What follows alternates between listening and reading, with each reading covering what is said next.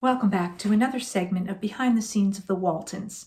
Today I'm going to be talking about an episode I've been asked about a number of times. From Season 4, The Search. If you're enjoying these, please do hit like and subscribe. This episode was directed by Harry Harris, and in terms of the writing, it was story by Ellen Corby and teleplay by Paul West, who was our story editor. Now, I had to actually look up myself what exactly is a teleplay? What's the difference between a script? You see so many different credits: script by, written by, screenplay by. So I wanted to find out what exactly it meant with a teleplay. So here's what I discovered. The story comprises basic narrative ideas, themes, or outline indicating character development and action, while the teleplay consists of individual scenes and full dialogue. What's the difference between written by and teleplay by? A teleplay by credit is appropriate when there is source material of a story nature, with or without a television story credit, or when the writers entitled to story by credit is different than the writers entitled to teleplay by credit. So I hope that made sense to you. So it was a term not used very often, but in this case, clearly it was appropriate. Early in this episode, Olivia says she's going to be visiting an old family friend, and she wants to take Elizabeth and Jim Bob because this friend hasn't met them. Jim Bob is none too happy about going. He thinks he doesn't really want to be shown off like he's some sort of a pet, but Olivia does insist. And because she's going to be taking the truck, John says that Jason and Ben are supposed to change one of the tires because it's a little dicey. These segments, when Olivia and the children are driving along this road, this would have been our local location, Franklin Canyon. And I noticed as they continued along at different points in this story that it kept going back and forth between Franklin Canyon locations and back lot of Warner Brothers locations. So there were times I wasn't totally positive which was which, but I did find myself going, oh, that's a back lot road. Oh, that's Franklin Canyon. A lot of it had to do with the vegetation, that I was very familiar with the vegetation on the back lot of the studio, and also familiar with some of the type of vegetation we would find in Franklin Canyon. So I could be wrong about some of them, but I had my best guesses. As Olivia is driving along a rugged road because of a detour, she does indeed hit a rough patch and the tire does blow out, and there is sort of a slow motion crash.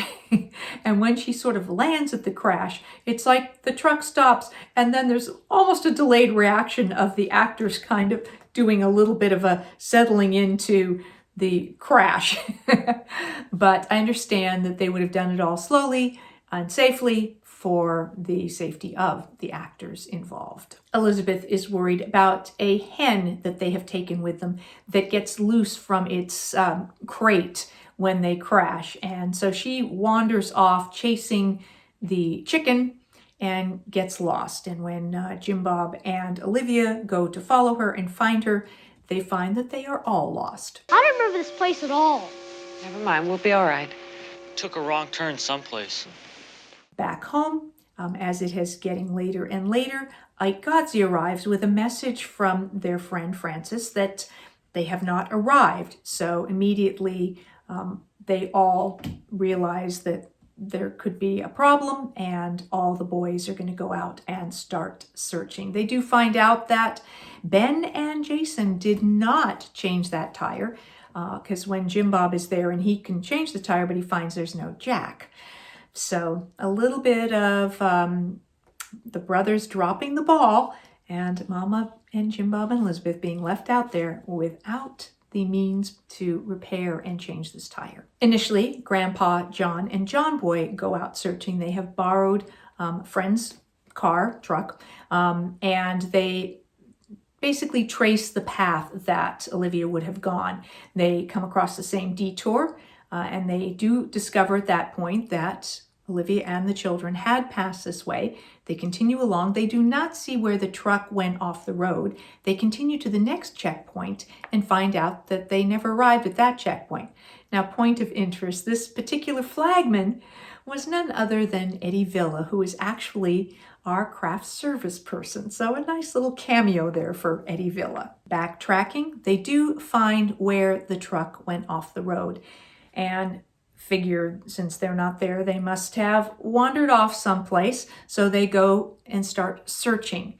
They do at one point start finding these markers, these rocks with like arrows and things that Jim Bob has put together so that he can lead the way to where they are going, and figure somebody will come looking for them. So they will leave a bit of a path and some directions. As Olivia and the children are trying to search and find their way back to the road, they come across an area that Jim Bob says looks like someplace a bear has been staying, laying down, whatever.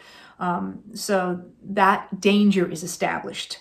Then when Grandpa and John Boy are searching and realize that they are going to need some sort of an edge and realize that they should get Horace and his hound dog to potentially track the scent, get something of Elizabeth's that they can track.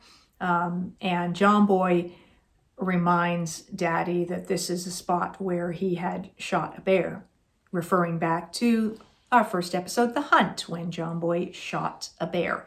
So John also says, bring shotguns. Olivia and the children find an old cabin where there's a still set up and some pretty scary looking people led by a mountain woman played by actress Ellen Craig. Olivia wants to leave. Elizabeth is thirsty, so Olivia approaches and they do ask for some water. The mountain woman and the two men with her, she's concerned about the law showing up and them being arrested for running a still. So what they decide to do is take Olivia and the children and drop them off in the middle of nowhere and pack up their still and get out of there. John Boy arrives back home and starts gathering together everything that he needs, and Jason and Ben are also going to go out and help search. I kind of thought that Mary Ellen should have been able to go. I mean, she was pretty handy. She, I think, was old enough, and I think that I should have gotten to go search as well. But I was not allowed to go search, and Aaron and Mary Ellen are left at home to wait with Grandma, and of course all we can do is worry, and Grandma decides that we're going to go to work, that we're going to get things done. We're going to clean the kitchen floor. We're going to wash and do all kinds of things like that. Of course, Aaron and Mary Ellen we can't do that. We're too worried. And Grandma's smart enough to realize that sitting around worrying is not going to be good for our state of mind, and that working will be distracting and accomplish something. Once dropped off in the middle of nowhere, Olivia and the children continue walking. Olivia looks at where the sun is, says that the shadow should be to the east. That's what direction they should walk. And they start walking. At one point, when they need to stop and rest near a little water area, that water area on the back lot of the studio. You've seen that little creek before. Anyway, Jim Bob is going to see if he can catch fish. He glances over to where Mama is sitting with Elizabeth and gets startled, says, don't move. And Olivia looks over and there is a snake there. It is, however, a king snake. Olivia recognizes it. And I thought it was really cool that Michael was like, oh, and that she picked it up. She showed it to Elizabeth. So I was impressed that Michael was not at all concerned, didn't seem at all backed off by handling this snake. So good for her. Throughout the episode, Grandpa's teachings were very much on display, with Jim Bob creating those markers because Grandpa told him how to do that. And then he's going to catch fish because Grandpa taught him about tickling fish and getting them to go to sleep so he can grab them. And he does indeed catch a fish.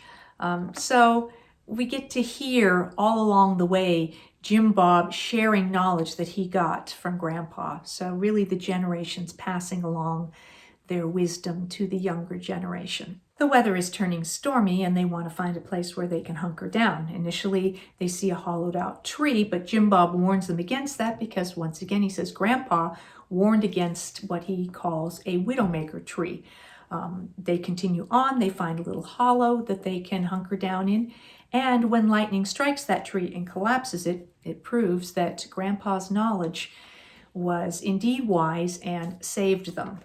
As they are in this little cave type area, they hear noises, and Jim Bob peeks out to discover a very large bear. Now, this bear was Bruno the Bear, who was the same bear that we used in the episode The Hunt, and thought I would share a little bit of information about Bruno. He was 7 feet tall. He was a Wisconsin American black bear and the biggest working bear in the world, and yet so gentle. He received awards for his work on the film Gentle Giant and the TV series Gentle Ben, which he was the bear in. He was credited with over 400 television appearances, weighed 650 pounds, and he had a brother named Smokey. So that was Bruno the Bear, who we were fortunate enough to work with in this episode and the episode The Hunt. So when Jim Bob sees this bear, he grabs a couple rocks, he bangs them together, he scares the bear off. Something else Grandpa taught him how to do. In the end, of course, John, Grandpa, and John Boy do indeed find Olivia, Jim Bob, and Elizabeth, and they are safe, and they all are able to go back home. That's what I have for this episode of Behind the Scenes of the Waltons about the Season 4 episode, The Search. I will be back with more Behind the Scenes of the Waltons, more Ask Judy, and more with Mary McDonough coming up, as well as an interview with Eric Scott. So please do stay tuned. Thanks for watching.